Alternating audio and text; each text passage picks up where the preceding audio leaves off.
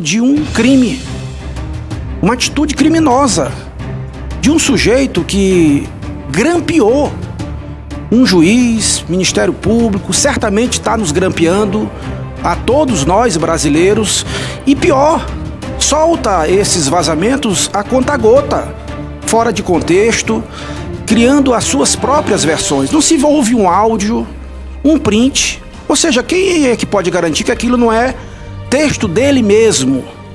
Aí você pergunta assim, vem cá, querem o que com isso? Eu fico sinceramente inquieto. Fico assim me perguntando como brasileiro, às vésperas de votarmos uma matéria tão importante como a reforma da Previdência. Senhora Presidente, senhor ministro Sérgio Moro, senhoras e senhores senadores, eu aguardei pacientemente para poder, primeiro, ouvir todas as falas que aqui foram proferidas pelo ministro Sérgio Moro, como pelas senadoras e senadores. Eu concluo que, de fato, nós temos um debate político, mais um. Não é de se estranhar numa casa política. No entanto, eu verifico do que foi dito aqui, que o juiz Sérgio Moro, titular da 13ª Vara, ele proferiu, nessa Operação Lava Jato, 45 sentenças, das quais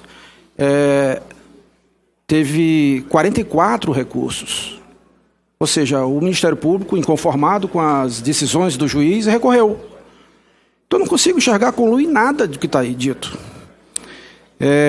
Teve 91 indeferimentos de prisão, de pedido de prisão. O produto de toda essa força-tarefa foi que até agora foram devolvidos aos cofres públicos bilhões de dólares. Bilhões de reais já foram devolvidos. Só um cidadão de um escalão de baixo da Petrobras devolveu quase 100 milhões de dólares.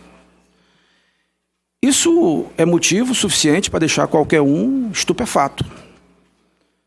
Como confesso, eu também fico perplexo, me permita aqui a franqueza, de estarmos aqui durante horas e horas, quase a 10 horas, para discutir o objeto de um crime, uma atitude criminosa, de um sujeito que grampeou um juiz, Ministério Público, certamente está nos grampeando a todos nós brasileiros, e pior, solta esses vazamentos a conta-gota, fora de contexto, criando as suas próprias versões. Não se ouve um áudio, um print, ou seja, quem é que pode garantir que aquilo não é texto dele mesmo? Aí você pergunta assim, vem cá, querem o que com isso? Eu fico sinceramente inquieto. Fico assim me perguntando como brasileiro, às vésperas de votarmos uma matéria tão importante como a reforma da Previdência. E é curioso que durante o governo Temer, exatamente às vésperas de votar a reforma da Previdência, veio de novo grampo, vazamento. Parece assim uma conspiração para não se votar a reforma da Previdência.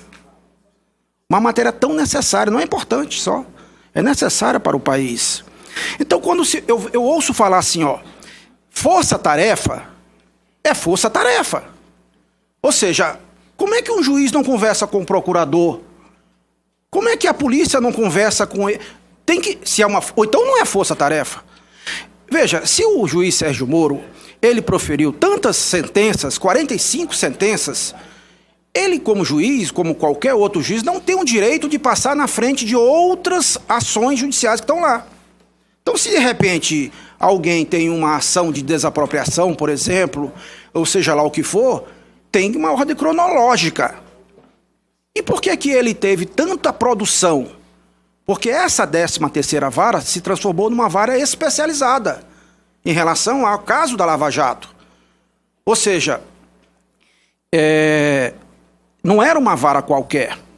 De tal modo que eu apenas faço essas observações para dizer que, como cidadão brasileiro, como senador da República, eu que me situo politicamente no centro, sou líder do partido aqui no Senado, um partido que dialoga muito mais com a racionalidade, dentro do ambiente político muito pantanoso, onde o país foi para os extremos. E aqui não se pode ter a pretensão de que a fala do ministro vai mudar a opinião de quem está no outro extremo. É evidente que quando o Brasil saiu do extremo e foi para o outro nas eleições passadas, e ao assumir um cargo neste governo, o ministro Sérgio Moro virou alvo. Isso é óbvio. Então não adianta ele falar aqui que ele não vai mudar a opinião de ninguém que está no outro extremo. Mas eu não estou em extremo nenhum. Se ele tivesse aqui, não tivesse demonstrado aqui o que demonstrou, eu estaria aqui lamentando a presença dele ainda no governo. Mas eu penso que ele sai daqui muito maior do que entrou. Vai sair muito maior do que entrou. Essa é a minha percepção. E eu concluo, senhora presidente, dizendo, apenas constatando para o ministro Sérgio Moro que era ontem de uma arena, de um campo, de um território que era do judiciário e que agora ele está conhecendo na pele a política real, o mundo selvagem da política, não é? O mundo selvagem da política. A gente convive com isso há muito tempo. E eu finalizo para fazer essas considerações e, ao final, dizer que não foi a primeira vez e não é que o ministro Sérgio Moro trabalha em cooperação com o Senado Federal. No início dos anos da década passada, o ministro teve uma atuação muito forte no caso Banestado, onde ele desbaratou uma quadrilha que assaltou mais de 30 bilhões de dólares. E em conjunto com o Senado, que teve a CPI do Banestado, aquela operação para desbaratear aquela quadrilha foi muito bem sucedida. E eu, então, apenas gostaria de indagar ao ministro Sérgio Moro se ele pode descrever qual o tipo de contribuição que o Senado da República pode dar na busca de um país mais justo, no sentido de ajudar a combater firmemente, cada vez mais, a corrupção. O Senado vai dar um passo importante semana que vem. Decidimos isso ontem no Colégio de Líderes. Mas é importante que a gente tenha essa compreensão. Do mais, eu quero dizer que, e digo para concluir, senhora presidente, aliás, eu vou deixar o ministro falar e, de seguida, eu peço a...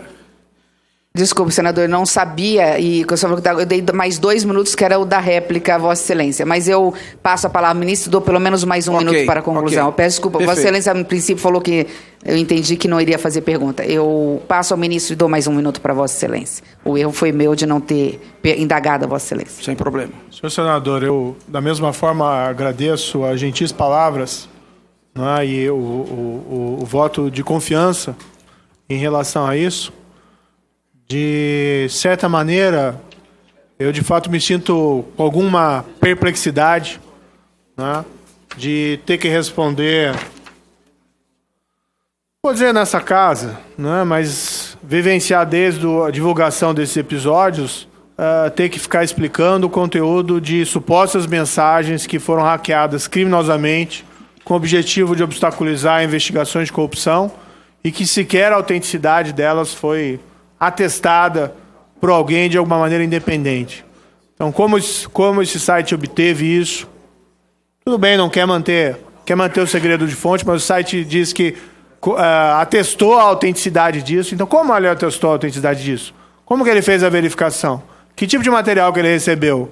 Foi arquivo eletrônico? Foi em papel? Como é que ele, recebendo arquivo eletrônico em papel, ele verificou se aquele material que recebeu dos hackers criminosos é de fato autêntico? Então me causa muito surpresa, até porque houve episódios pretéritos de vazamentos de diálogos ou mensagens capturadas criminosamente. Eu não estou aqui falando de investigações formais em que houve eventuais vazamentos ou foi dado a isso publicidade, mas houve no passado casos esporádicos em que diálogos e mensagens foram capturadas de maneira criminosa e foram publicizados, em que praticamente ninguém discutiu o mérito, ninguém quis discutir o mérito. Tá? No entanto, agora, como envolve a Lava Jato e supostas interesses de anulação de processos ou de obstaculação da investigação, há todo esse interesse em discutir mais profundamente esse tema. Eu me sinto um pouco perplexo nesse sentido de ter que, né, falar tanto sobre esse tema, que eu acho que não mereceria essa atenção.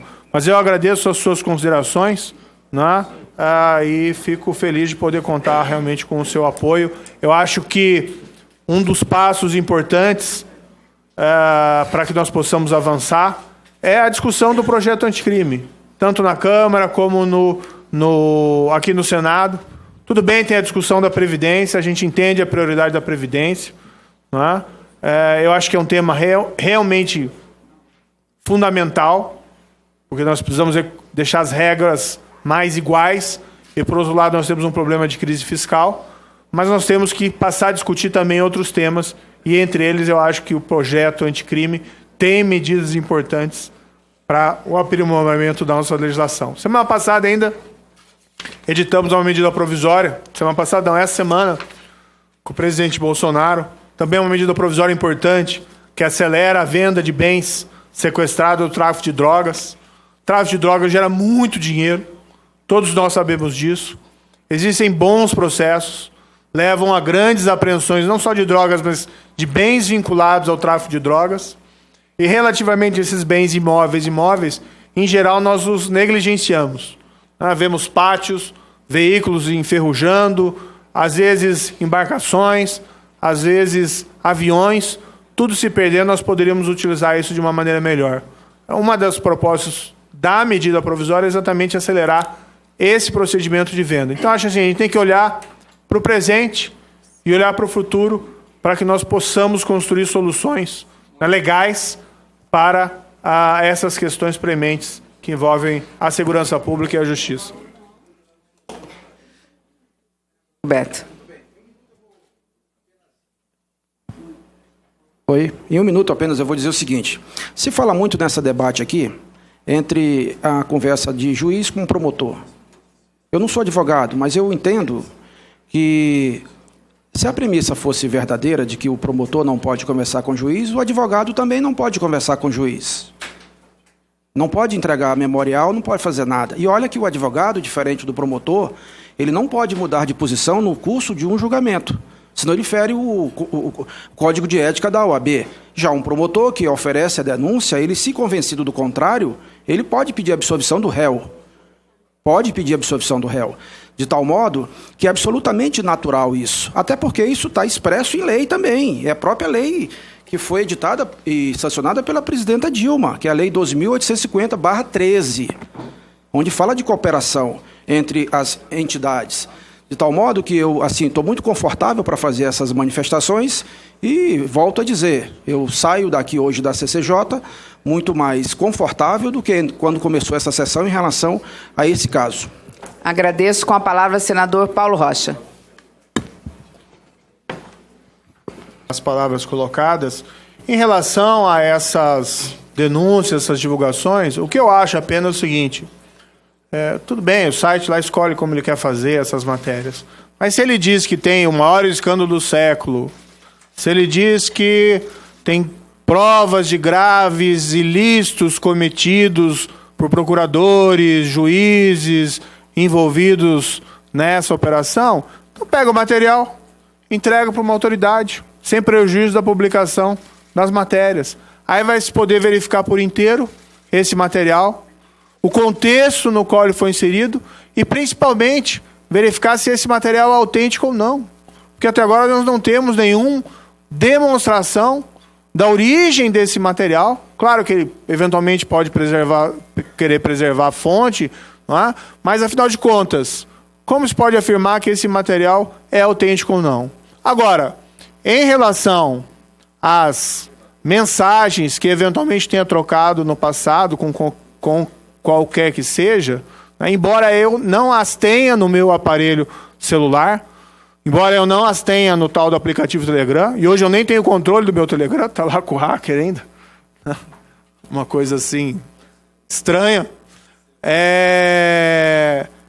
eu tenho absoluta certeza da correção das mensagens que eventualmente tenha trocado com qualquer pessoa, com qualquer que seja, assim como eu tenho absoluta tranquilidade em relação aos meus atos como juiz. E os dados objetivos que foram apresentados, não é, com o número de absolvições, número de condenações, número de pedidos indeferidos, igualmente demonstra a imparcialidade, que não existia nenhuma espécie de convergência entre Ministério Público e juiz. Concordo com a sua afirmação, senhor senador, de que a Lava Jato é maior do que todas aquelas pessoas que trabalharam, né? E jamais eu, vamos dizer assim, destaquei o meu protagonismo nessa operação. Eu sempre disse que era um trabalho institucional, não fui eu. Nós tivemos aí vários magistrados envolvidos, magistrados do Tribunal Regional Federal da 4ª Região, magistrados do Superior Tribunal de Justiça, o ministro Félix Fischer, aqui, relator das operações, um gigante. Nós tivemos no Supremo Tribunal Federal, o ministro Teori Zavascki.